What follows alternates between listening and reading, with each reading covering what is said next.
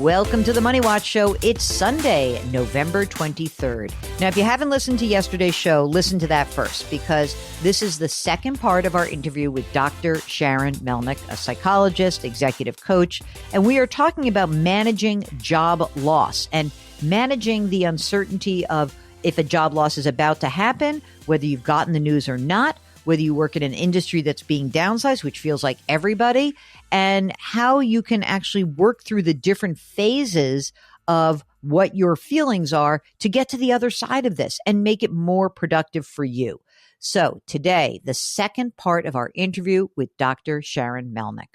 How does bargaining come into this? Like, you've lost your job, you're a federal worker, you thought you were going to be there for 30 years. It's now, like we've heard from people, like, we're 19 years in and I'm a year away from maxing out my pension and I got let go. Like, that's, so the Painful, bargaining is like, tragic. if only I started a year before. But like, Yes. what happens in bargaining? Such a good insight, Jill. And I think what's happening there is that we're trying to have a sense of control, right? Mhm. Bargaining gives us an illusion of control. It's an attempt to try to rewrite, the story in a way that it wouldn't work out this way. But it's just that. It's just an illusion of control. And the best thing to do would be to keep working through so that you have an actual sense of control. If you can try to get out of that emotional hijack enough that you can think about, and who do I want to be in the situation? Who do I need to be in order to get the outcome that I want? It's the same thing here. The moment you start interacting in the situation as who you want to be, it's actually more on your own terms. Your energy state is going to shift like that. So I would be thinking about what's within my control. There's where your power is, right? And then I'd be doing an inventory of those things. I'd be maximizing on your power. So that's how I would be moving through bargaining.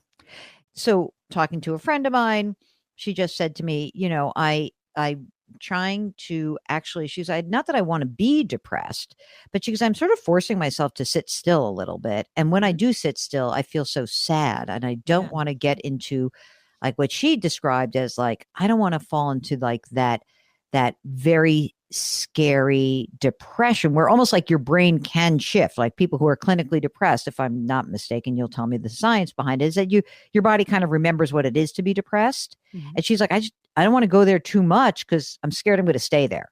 So how do we manage depression, which like is so normal? You've just lost a job. That is depressing.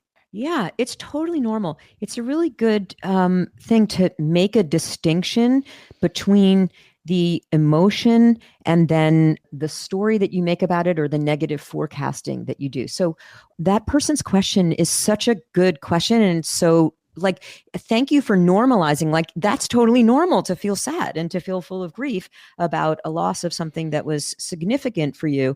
And I think that this is how we tend to think about emotion in our society. Like, don't dip your toe in or you could be taken out to sea. Yeah, exactly. And so I think it's really good. Like just back to what we were saying is to be connected with your body, like for her to just allow herself to like, where does she feel that emotion in her body? And then, just allow herself to be with that. So one thing that she could do is she could try as much as possible to put some parameters about it. Like she could say, I'm going to go and sit by a lakeside or something like that. And I'm going to give myself an hour or a couple of hours.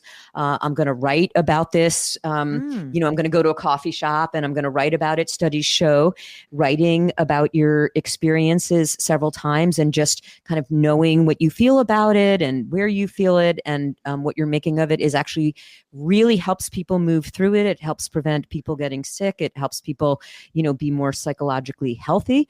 So that's really healthy for you. Talking to someone who's very trusted for you is very helpful, but you have to do it in a way that's not just venting. Like if you just kind of vent about it, that's going to keep your sympathetic nervous system going and it's not actually going to help you to feel the feeling. So really it's like the being with and the allowing.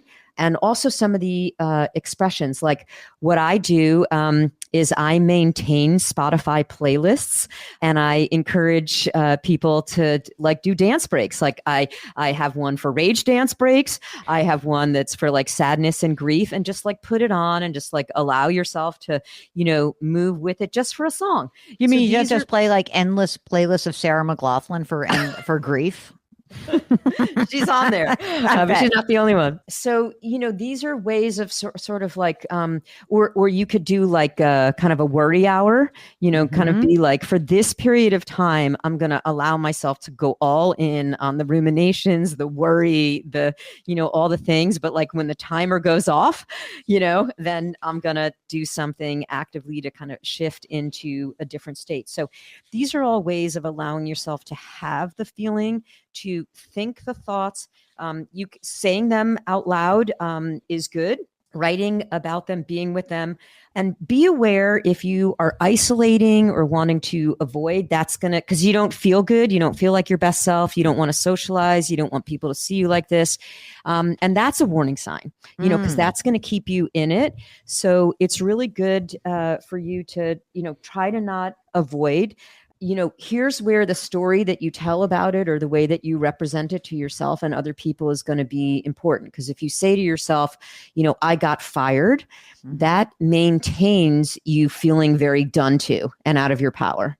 But if you say, let's do the alternative. Give me two different ways to think. I lost my job, or I got fired, I got laid off. Now, what's the alternative way to tell that story?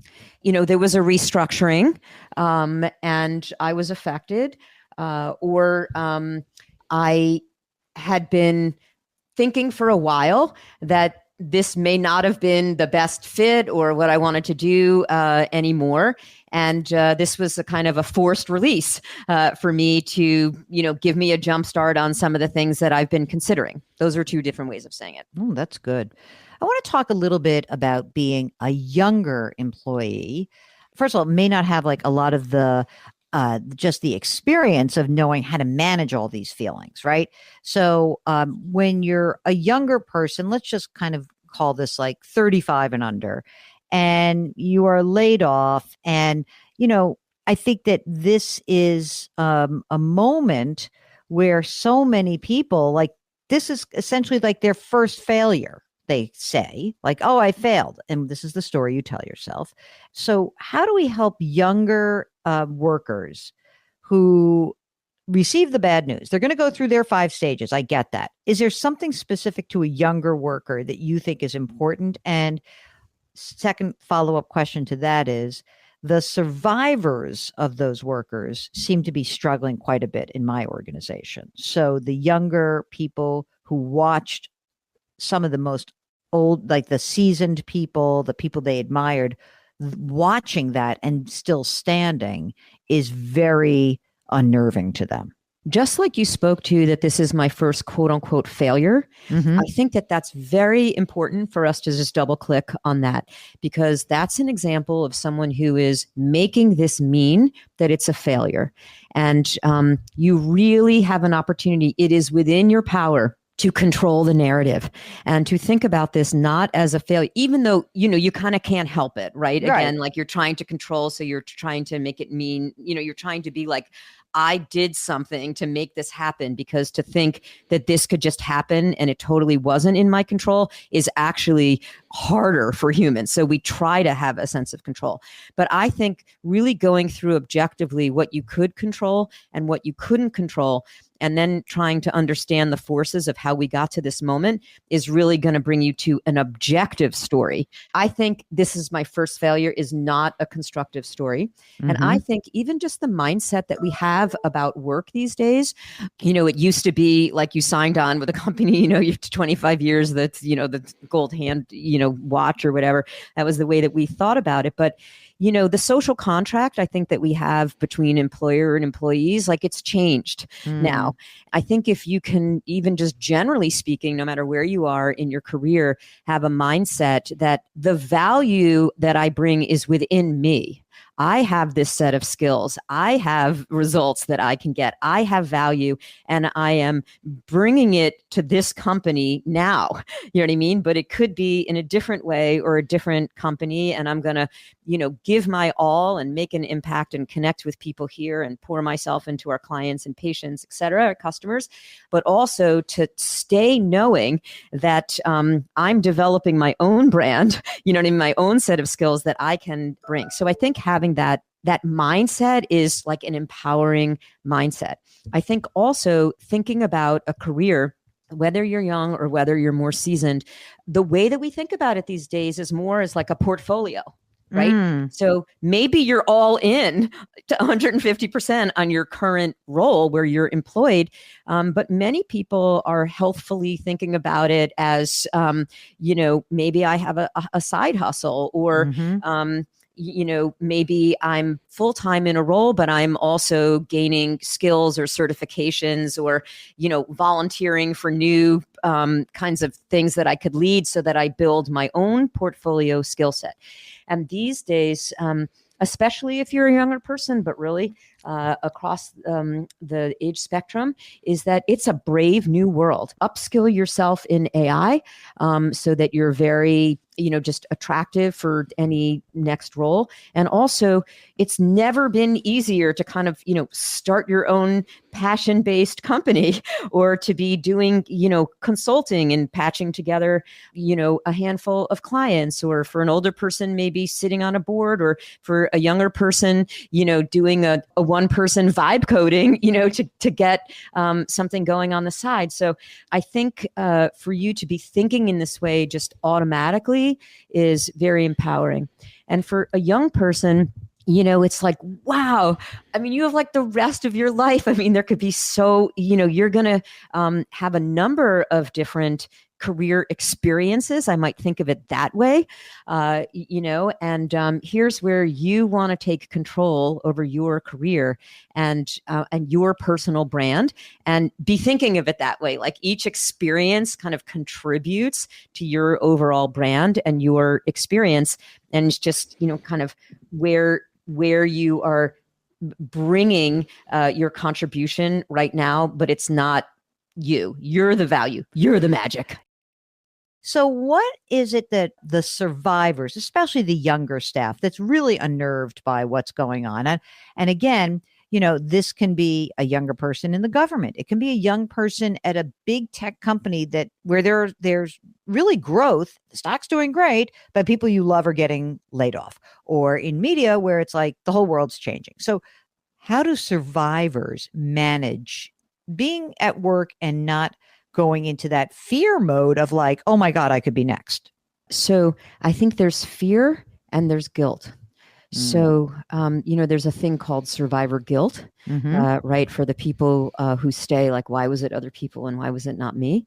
To the extent that you can try to make that into a mission, to not let it get you down that as guilt, but just to like bring your best now that you are in the role, and try to honor the mission of the people who you were working alongside. I think the fear is palpable. I think it's real for all of us. And I think the thing that you want to do is to try to kind of focus on what it is that you can control. And this is just like ongoing mental and emotional hygiene, so to speak. And it's not easy with all the things that you have going on. But just to always be thinking about, what can I control in this situation? And as I like to say, be impeccable for your 50%, meaning always like take 100% responsibility, like for everything that you bring to your part of the equation. Do you have really clear communication with your manager or together as your team about what needs to be done now and how we're reallocating what needs to be done? And maybe be the one to bring up that we need to be making decisions because we can't as 3 do the same work as a team of 10. You know what I mean? And what's really most important and what's most in alignment with kind of the new strategic vision of the leadership. If you're in leadership, then be the one who brings up those hard discussions and makes clear choices for everyone below you. So I think to try to stay in communication, speak up with the boundaries that you need. Don't just let the work of 6 people come onto you. Speak up about what's best for the work and your role in the work. But I think any of the things that we talked about earlier about dealing with emotions is going to be very helpful for dealing with the fear, because otherwise it's just going to like always be like a gear grinding in the back of your mind. You know what I mean? And it's going to kind of wear down your energy over time. What else do you want to impart on people as they are in a really, as you said, a brave new world? It is a uncertain world, and I know how our brains react to uncertainty, and it definitely feels like the labor market has shifted quite dramatically. Going to be a lot of changes going forward. So, how would you like to leave folks as they finish their listen of this amazing interview with you? Well, I think what you want to do is you want to be paying attention to the pictures that are in your mind.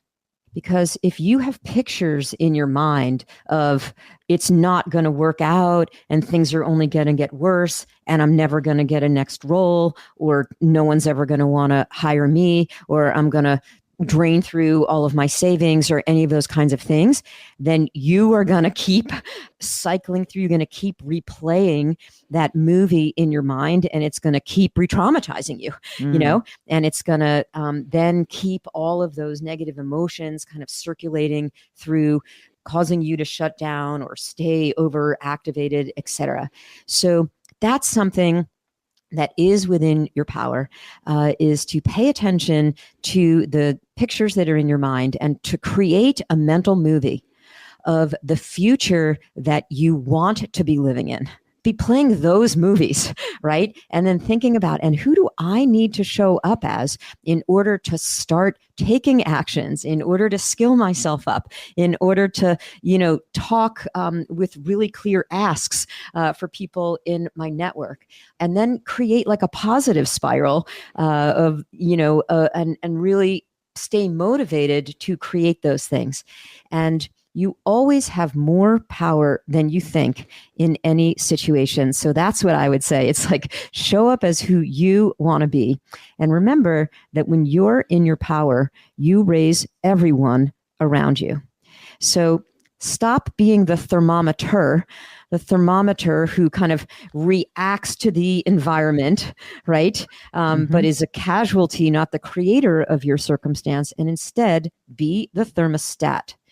You set the tone. You create the weather inside of you. You create the weather around you, and go out and create the future that you want to live. If you've got a question, if you've lost a job, if you fear you're going to lose your job, get in touch with us. Go to JillOnMoney.com, click the Contact Us button, write us a note, and be detailed. Of course, if you're not going to come on the air, we want a lot of detail. If you do want to come on the air, check the box. Mark will do everything else. While you're there, sign up for the free weekly newsletter, which comes out every Friday, a beautiful warm-up for this weekend program. And you might want to check out our subscription service called Jill on Money Live. That's where you have access to quarterly live webinars, the back catalog of those webinars, bonus audio and video content, all for $45 for the next 12 months. Woohoo! You can subscribe to us on the Odyssey app or wherever you get your podcasts. And as always grateful for Mark Talercia, the co-host, executive producer, and the king of all things web. Remember, we drop our episodes of Money Watch here on Saturdays and Sundays. Our sister broadcast is Jill on Money. That's Monday through Friday. Try to do something nice for someone else today. Change your work, change your wealth, change your life. Thank you for listening, and we'll talk to you next week.